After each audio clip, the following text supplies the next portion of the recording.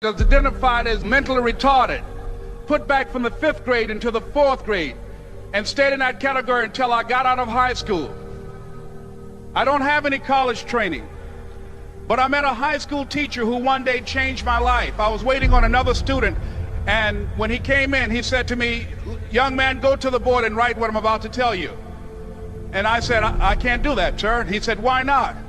I said, "I'm not one of your students." He said, "It doesn't matter. Follow my directions now."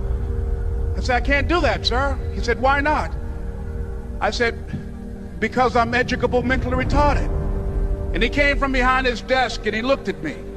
He said, "Don't ever say that again. Someone's opinion of you does not have to become your reality." And as he talked, my heart began to beat fast. Tears began to run down my eyes, and I was in the back just listening to him, because the speech he was giving, that speech was for me. And he said, "Les Brown," he said, "if you want to do anything worthwhile in life, you've got to be hungry." I told Mr. Washington I wanted to become a disc jockey. And so I started working to develop myself. He said, "I want you to practice every day being a disc jockey." I said, "But I don't have any job now." He said, "It doesn't matter." He said that it's better to be prepared for an opportunity and not have one than to have an opportunity and not be prepared. And as I was working to develop myself, I applied for a job as a disc jockey, WMBM on Miami Beach. I went to a guy named Milton Butterball. I said, "How you doing, Mr. Butterball? I'd like to get a job as a disc jockey." He looked at me, he said, "You have any broadcast background?" I said, "No, sir, I don't." "You have any journalism background?" I said, "No, sir, I don't." He said, "We don't have any jobs available." I said, "Yes, sir."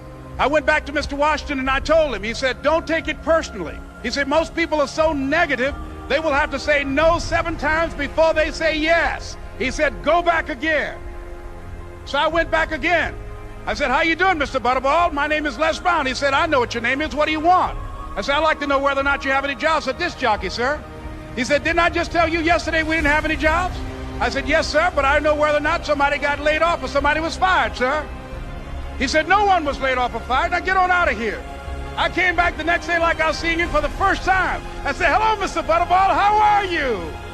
He looked at me with rage. He said, "Go get me some coffee." I said, "Yes, sir." And I went to get him some coffee. After a while, I would get their lunch and dinner, and I would go in the control rooms and take the disc jockeys their food, and I would not leave until they would ask me to leave. One Saturday afternoon, while I was at the radio station, a guy named Rock was drinking while he was on the air.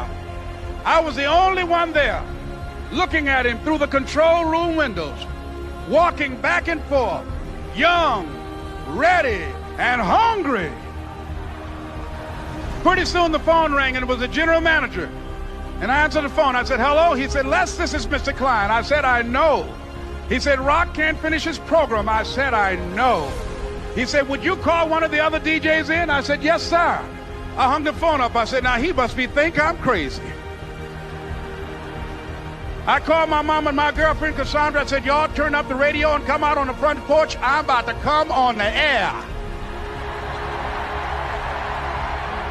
I waited for about 20 minutes, and I called him back. I said, "Mr. Klein, I can't find nobody."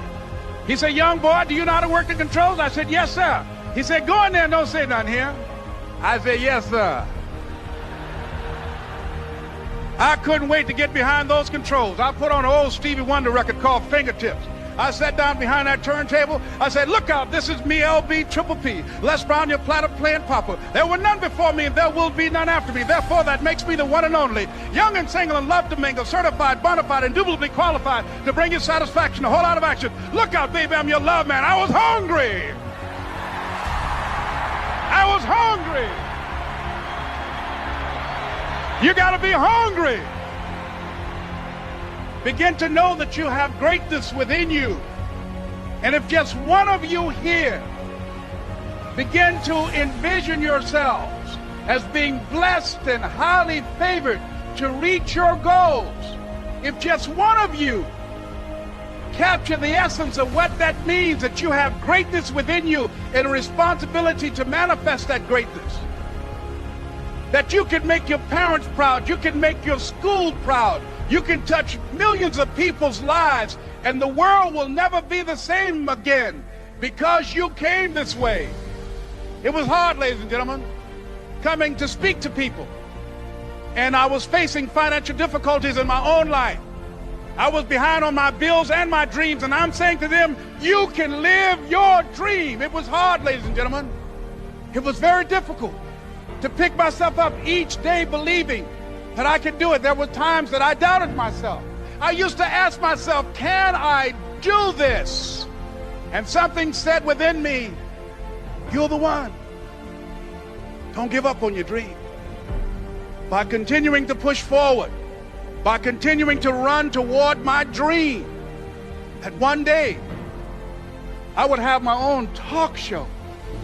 It's a long shot, ladies and gentlemen, from Liberty City, an abandoned building on a floor, never knowing my mother or father. It's a long shot.